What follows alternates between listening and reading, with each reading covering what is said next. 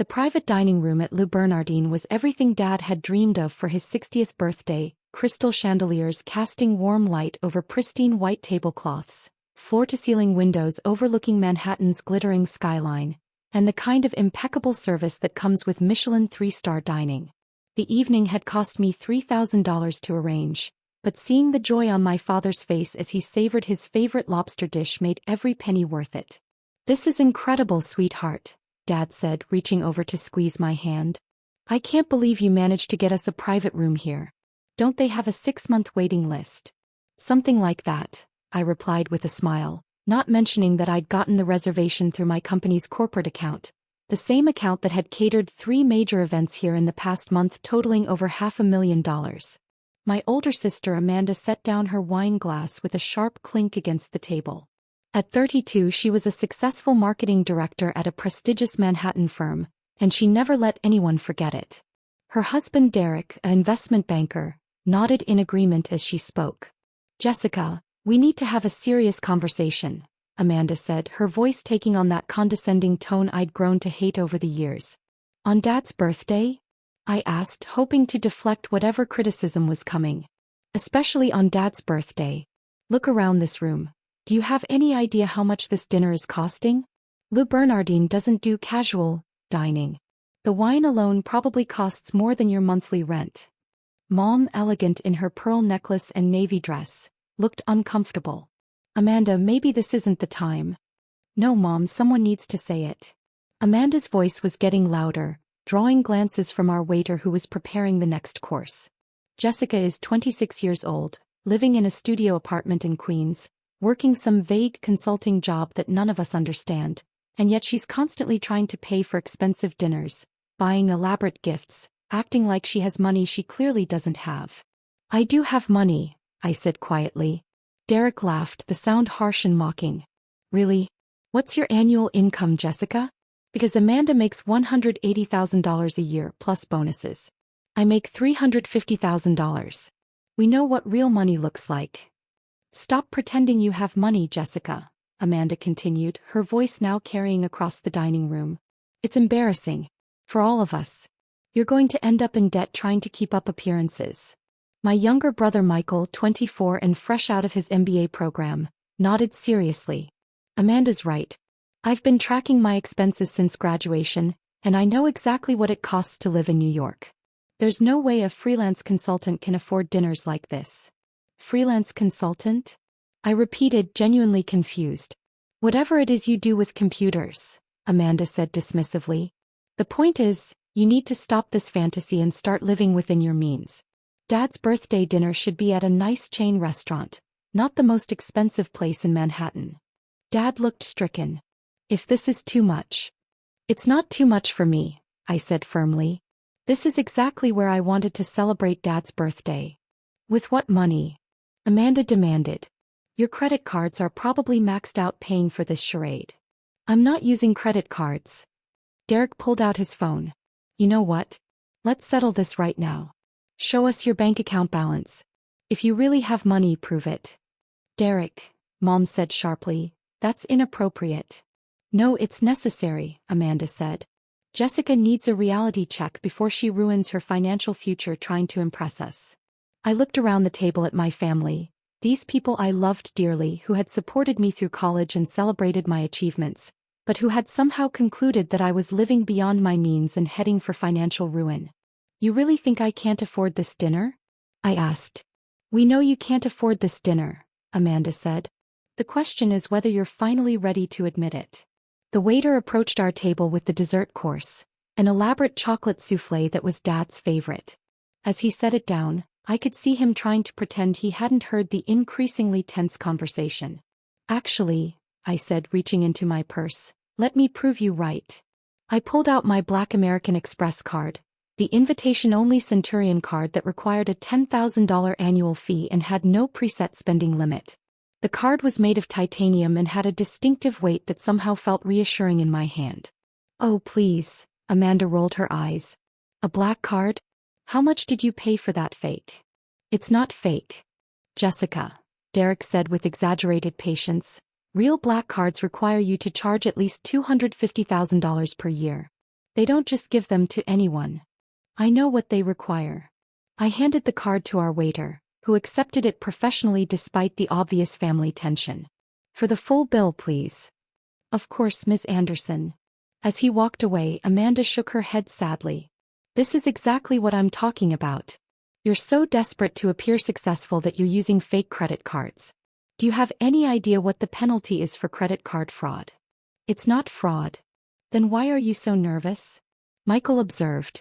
You look like you're about to throw up. I wasn't nervous about the card being fake. I was nervous about what was going to happen when it got declined for an entirely different reason. A reason my family would never expect. 5 minutes later, our waiter returned, looking apologetic and slightly confused. Ms. Anderson, I'm sorry, but there seems to be an issue with your card. The table fell silent. An issue? I asked, though I had a pretty good idea what the issue was. It was declined. Would you like to try another payment method? The silence that followed was deafening, then Amanda burst out laughing. Oh my God, Jessica. Your fake black card got declined. This is priceless. Derek was laughing too. A fake Centurion card that doesn't even work. That's a new low. I told you she was pretending, Amanda said to our parents, who looked mortified. Now we're all going to be stuck with this bill because Jessica had to play dress up. Michael was shaking his head. Jess, this is seriously messed up. Using fake credit cards, lying about having money. I wasn't lying, I said, but my voice was lost in their laughter and criticism. Ma'am, the waiter said quietly, should I bring the bill to someone else? Just give me a minute, I said, pulling out my phone. What are you doing? Amanda asked, still giggling. Calling your credit card company to ask why your fake card doesn't work. I was about to respond when a man in an expensive suit hurried into our private dining room. I recognized him immediately, Thomas Chin, the restaurant's general manager, who I'd worked with extensively on several large catering events. Ms. Anderson, he said, slightly out of breath. I'm so sorry. I just heard about the payment issue. The laughter at our table stopped abruptly. Thomas, I said calmly, is there a problem with the payment system? No, the system is fine. The issue is that we still owe you $500,000 from last month's catering contract. Your black card was declined because our accounting department flagged it. We can't charge someone who we already owe money to. The silence that fell over our table was absolute. I could hear the soft jazz music playing in the main dining room, the distant clink of silverware, the gentle hum of conversation from other tables. But at our table nothing. $500,000? Dad whispered. From the Morrison Industries Gala, the Goldman Sachs private dinner, and the United Nations reception, Thomas explained, consulting his tablet. All catered through your company, Anderson Events. We've been trying to process the payment, but your accounting department said to hold the check until after the quarterly review. That's fine, Thomas. Just comp tonight's dinner against the outstanding balance. Of course, Ms. Anderson. Again, my sincere apologies for the confusion. He hurried away, leaving us in stunned silence. Anderson Events? Mom asked weakly. Pie company, I said simply. Your company, Amanda repeated, her voice barely audible. The event planning and catering business I've been building for the past 4 years. Derek was staring at me like I'd grown a second head. You own an event planning company? I own the largest luxury event planning company on the East Coast. We handle corporate galas, private parties, weddings, and cultural events for high-net-worth clients and Fortune 500 companies. But you said you were a consultant, Michael said. I said I consult with people about events. Which is technically accurate. Amanda's face had gone completely white. How large is the largest luxury event planning company? I pulled out my phone and opened my banking app, turning the screen so they could all see it. Last year's revenue was $47 million. This year we're on track for $68 million. $68 million, Dad said faintly. Dollars. Our client list includes 12 Fortune 100 companies, 43 high-net-worth individuals with assets over $50 million, and we're the exclusive event planners for the United Nations, the Metropolitan Museum of Art, and the New York Philharmonic. The Metropolitan Museum, Mom whispered. You know that charity gala you attended last month? The one for cancer research that raised $12 million? I planned that event. Derek was frantically typing on his phone. Anderson Events. Holy shit. You're Jessica Anderson? The Jessica Anderson. I'm a Jessica Anderson. I don't know if I'm the Jessica Anderson. Forbes 30 under 30, he read from his phone. Named one of New York's most influential event planners. Estimated net worth of $25 million. $28 million as of last quarter, I corrected quietly. Amanda looked like she was going to be sick. $28 million? Plus the value of the business itself, real estate holdings and investment portfolio. But you live in Queens, Michael said weakly. I live in a penthouse in Long Island City with a private terrace overlooking Manhattan. The building has its own helipad. Helipad. It's convenient for getting to events in the Hamptons. The waiter came back with a bottle of champagne. Compliments of the house, Ms. Anderson, he said. Manager Chen sends his apologies for the earlier confusion. He poured the champagne. The table fell silent. My family just stared, trying to process what they'd learned. Dad finally spoke. You're worth $28 million? And you let us think you were struggling? I never said I was struggling, I replied. You live simply. You dress modestly. You drive a normal car, Amanda said. I live simply because I work long hours. I dress modestly because clients need focus on their events, not me. And I drive a normal car because it's reliable. Mom's voice trembled. But why didn't you tell us? Because I wanted you to love me for who I am, not what I have. I wanted to succeed on my own. Derek frowned. But we don't have any connections in event planning. Exactly. That's how I knew my success was mine alone. Amanda kept scrolling through her phone. You planned the Bloomberg Foundation Gala? The one in Vanity Fair. And the Rockefeller wedding, the Goldman Sachs anniversary and the UN's 75th celebration, I said. The UN one? Michael asked. That was on the news. The most expensive event ever. $12 million budget. 6 months of work. And you planned it? I did. And over 200 other events in 4 years. Dad reached for my hand. I'm proud of you, sweetheart. But why keep it secret? Because I was afraid of this, I said softly. I didn't want money to change how you saw me. You're our daughter, Mom said. Would you have said that an hour ago when you thought I was broke? No one answered. We all knew. Amanda sighed. I lectured you about money and you're richer than all of us combined. You were trying to help, I said. By humiliating you. By caring about me, I corrected. Derek looked up. This article says you have 200 employees. 237 now, I said. We just hired a creative director. You have employees? Offices? Michael asked. Yes.